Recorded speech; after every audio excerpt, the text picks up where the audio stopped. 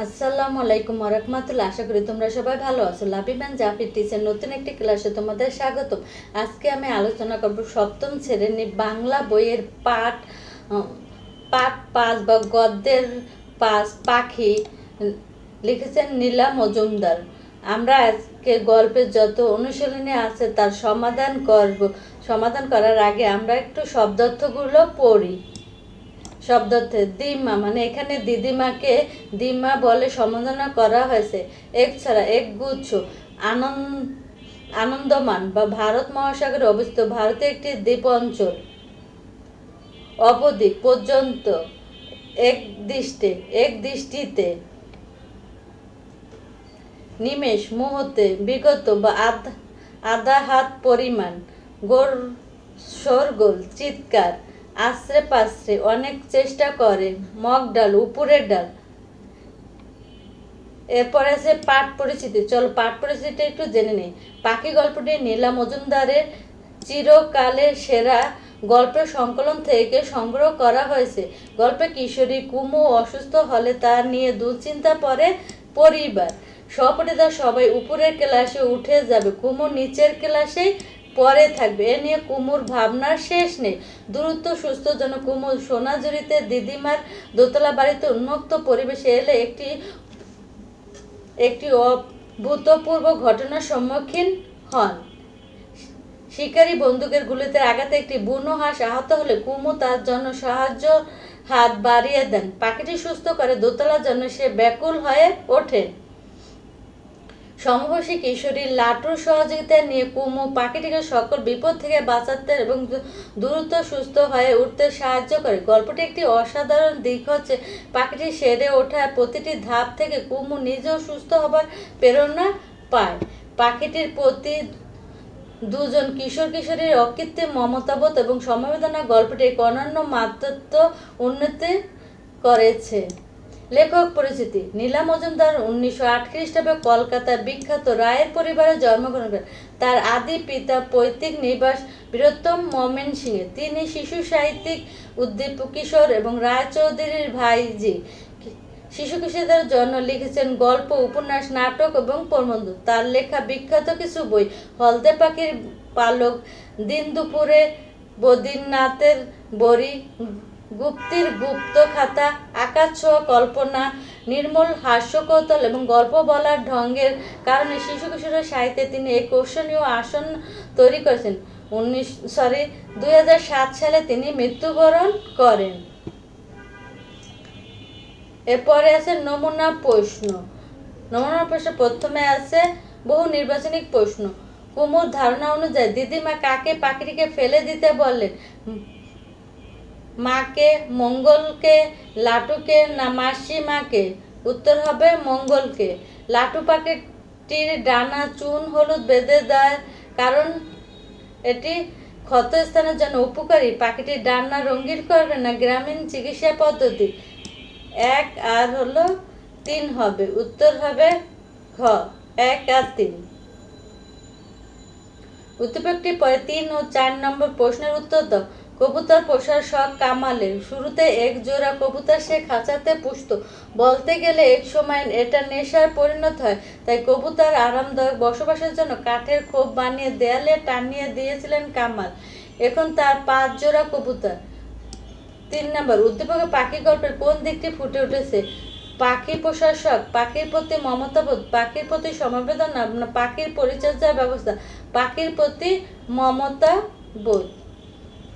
4 নম্বর উক্ত প্রতিফলিত দিকটি পাখি গল্পে কোন চরিত্রসমূহ বিদ্যমান?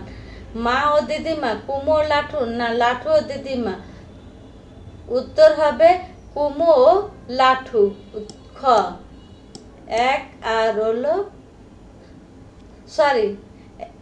2 নাম্বার। 1 নাম্বার না, 2 নাম্বার। এরপর আছে সৃজনশীল প্রশ্ন। 1, সহপাঠীদের সাথে স্কুল থেকে বাড়ি ফেরার পথে একটি বিড়াল ছানার করুণ ডাক শুনে থমকে দাঁড়ায় শ্রেয়সী। হঠাৎ দেখে রাস্তার পাশে একটি গর্তে একটি বিড়াল ছানা আটকে আছে। বন্ধুদের সাহায্য নিয়ে শ্রেয়সী সেটিকে পরিষ্কার করে কোলে তুলে নেয়। বাড়িতে ফেরার পর শ্রেয়সী সেবা যত্নে বিড়াল ছানাটি যেন প্রাণ ফিরে পেল। খুব খুব অল্প সময় সে তাদের পরিবারের একজন হয়ে উঠল, কিন্তু এর ভাই সুজা তাকে সহ্য করতে পারতো না, প্রায় মারধর করত। একদিন শ্রেয়সী স্কুল থেকে ফিরে বিড়াল ছানাটিকে আর খুঁজে পেলেন না। চলো আমরা সৃজনশীল প্রশ্নের উত্তরগুলো জেনে আসি। ক, হাঁসটা গিয়ে কোথায় নামলো? উত্তর, বুনো হাঁসটা আকাশ থেকে নেমে এসে সোনাঝুরির দিদিমার বাড়ির পাশে বিলে ঝুপঝাপে করে নামলো। খ, কুমু লাঠুর মনে কোনো সন্দেহ রইল না কেন? উত্তর, বুনো হাঁসটি ক্রমাগত সুস্থ হয়ে ওঠা এবং তার ডানায় শক্তি ফিরে পাওয়ার লক্ষ্য দেখে কুমু ও লাঠুর মনে তার সেরে ওঠার ব্যাপারে কোনো সন্দেহ রইল না। পাখি গল্পে শিকারী গুলিতে আহত বুনো হাঁসটি লাঠু এবং কুমু পরম মমতায় উদ্ধার করে। তারা অত্যন্ত যত্ন সহকারে পাখিটিকে ক্ষতস্থানে ওষুধ দেন, তাকে খাবার খাওয়া এবং নিরাপদ আশ্রয় রাখে। দিন দিন পাখিটির ডানার ক্ষত শুকিয়ে আসছিল এবং সে ডানা ঝাপটে ওড়ার চেষ্টা করছিল। পাখিটির এই শারীরিক উন্নতি ও জীবনশক্তি ফিরে পাওয়ার দৃশ্য দেখে কুমু ও লাটুর মনে দৃঢ় বিশ্বাস জন্মায় যে পাখিটি নিশ্চিতভাবে সুস্থ হয়ে যাবে এবং একদিন আকাশে উঠতে পারবে। ঘর শ্রেয়সীর মাধ্যমে পাখি গল্পে কোন বিশেষ দিকটি ফুটে তোলা হয়েছে ব্যাখ্যা কর। উত্তর, উদ্দীপকের শ্রেয়সীর মাধ্যমে পাখি গল্পে জীব প্রেম তথা অবলা প্রাণীর প্রতি মানুষের গভীর মমতা ও সংবেদনশীলতার দিকটি ফুটে তোলা হয়েছে। পাখি গল্পে দেখা যায় শিকারীর গুলিতে আহত একটি বুনো হাঁসকে কুমু ও লাঠু পরম যত্ন ও ভালোবাসায় সেবা দিয়ে সুস্থ করে তোলে। পাখিটির কষ্টের প্রতি তাদের মনে যে গভীর সমর্মিতা জেগে উঠেছিল তাই গল্পটির মূল উপজীব্য।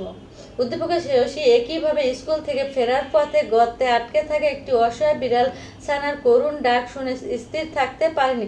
সে বন্ধুদের সহযোগিতায় সেটিকে উদ্ধার করে এবং বাড়িতে এনে সেবা যত্ন দিয়ে তার প্রাণ রক্ষা করে। বিড়াল ছানাটি অল্প দিনে তাদের পরিবারের অংশ হয়ে ওঠে। শ্রেয়সী এই আচরণ পাখি গল্পে কুমু ও লাঠুর জীব প্রেমের প্রতিচ্ছবি এবং অবলা ও বিপন্ন প্রাণীর প্রতি মানুষের এই নিঃস্বার্থ ভালোবাসা ও মানবিক দায়িত্বের বোধের বিশেষ দিকটি শ্রেয়সীর মাধ্যমে চমৎকারভাবে প্রকাশিত হয়েছে। সুজার মানসিকতা কুমু বা লাঠুর মতো হলে বিড়াল ছানাটি হারাতে হতো না। শ্রেয়সী বিশ্লেষণ করো। উত্তর, উদ্দীপকের সুজার মানসিকতা যদি পাখি গল্পের কুমু বা লাঠুর মতো সহানুভূতিশীল ও ইতিবাচক হতো, তবে শ্রেয়সীকে তার প্রিয় বিড়াল ছানাটি হারাতে হতো না। উক্তিটি অত্যন্ত যথাযথ ও যুক্তিযুক্ত। পাখি গল্পে কুমু নিজে অসুস্থ থাকা সত্ত্বেও একটি আহত বুনো হাঁসের কষ্টে সমবেদী হয়েছিল।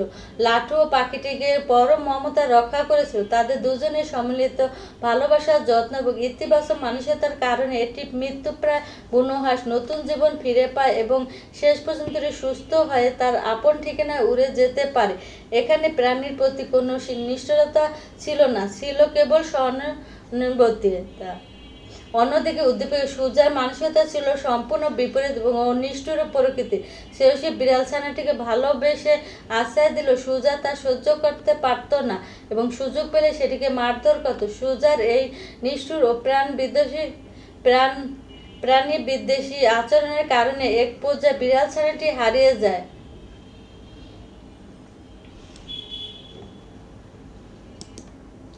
সুজার মনে যদি কুমু বা লাঠুর মতো জীব প্রেম ও সহমর্মিতা থাকতো, তবে সে বিড়াল ছানাটিকে মারধর না করে পরম যত্নে আগলে রাখত। ফলে শ্রেয়সীর ভালোবাসা এই ছোট সঙ্গীটিকে অকালে হারিয়ে যেতে হতো না। তাই বলা যায় সুজার নিষ্ঠুরতা মানসিকতা বিড়াল ছানাটি হারিয়ে যাওয়ার মূল কারণ। চলো বইতে ফিরে যাই। আজকের মতো এ পর্যন্ত। সবাই ভালো থেকো, সুস্থ থেকো। আল্লাহ হাফেজ।